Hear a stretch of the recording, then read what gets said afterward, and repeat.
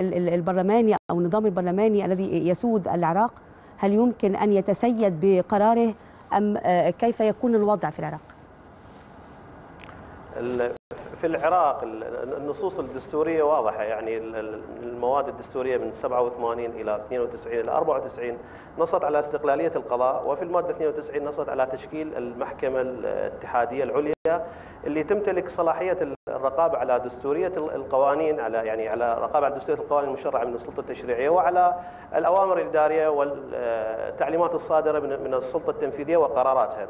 بالتالي السلطة القضائية في العراق تمتلك سلطة واسعة في هذا التوجه، وفي نص المادة 94 من الدستور نصت صراحة على أن قرارات المحكمة الاتحادية العليا قرارات باتة وملزمة للجميع. بالتالي معنى هذا أنه لا يمكن لرئيس الحكومة ولا لرئيس مجلس النواب ولا لمجلس النواب أن يتدخلوا في القرارات القضائية الباتة الملزمة، وبالتالي تحفظ للقضاء هيبته وتحفظ كرامة الدولة، على اعتبار أنه الضامن الحقيقي يعني ما تتفضل به دكتور محمد، ما تتفضل به هو أيضا نص الدستور المصري، ولكن ما حدث أن من صلاحيات الرئيس أن يقوم أو يقر بهذا القرار، وأيضا أن القضاء من المفترض في المحكمة الدستورية أو الاتحادية العليا أن يكون أحكامها نهائية لا طعون فيها ولا نقد فيها. فكيف يكون حل هذه الإشكالية؟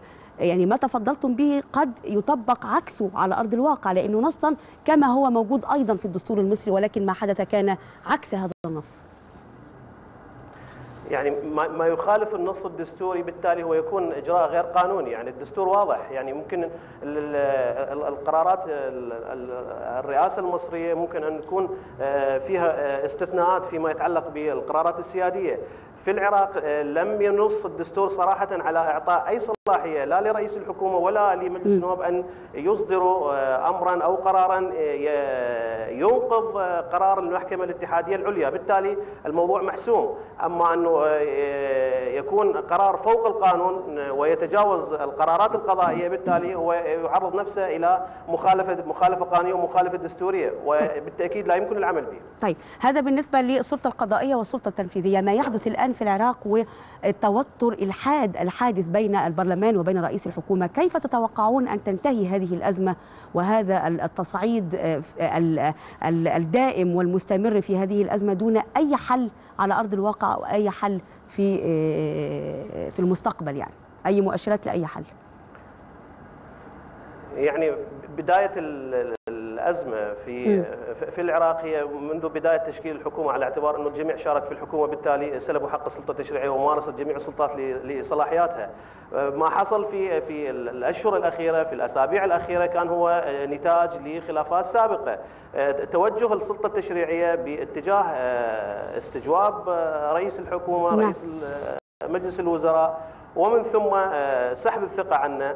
وبالمقابل كانت الحكومة لديها توجه باتجاه حل مجلس النواب خلال هذه الفترة والذهاب إلى انتخابات مبكرة. يعني في تحصيل حاصل خلال هذه الفترة ومع عناء الشعب العراقي والكتل السياسية بعد الانتخابات 2010 وتأخر تشكيل حكومة بعد ولادة عسيرة، حصلنا على حكومة تكاد تكون مقيدة لنفسها ومقيدة لمجلس النواب. بالتالي أنا أعتقد أنه حتى لو كان التوجه باتجاه سحب الثقة من الحكومة، هو تحصيل حاصل سوف تكون حكومة تصريف أعمال حسب نص الدستور العراقي إلى حين إجراء انتخابات جديدة. بالتالي سوف نصل إلى المدة الزمنية المتبقية من عمر الحكومة التي بالرغم من أن أيضا يعني الكثيرين، أنا أعتقد أنه الموضوع بحاجة إلى نوع من العودة إلى بداية تشكيل الحكومة، وهو التوافق السياسي والابتعاد عن تطبيق الحرفي. حتى هذا الاقتراح يرفضه البعض دكتور محمد. يعني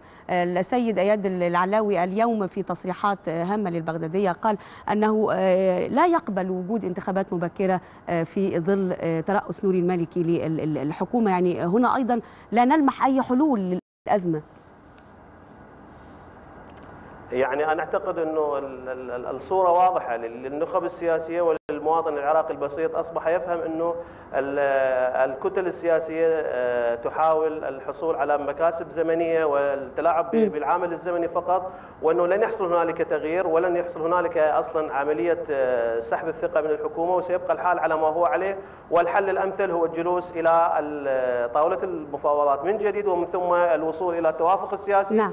وحتى الوصول إلى إيجاد نوع من العرف الدستوري، العرف القانوني، يعني ويتجاوزوا بالاتفاق على النصوص الدستورية. تقصد الحوار، ومن هنا أبدأ سؤالي لدكتور محمد الخشني.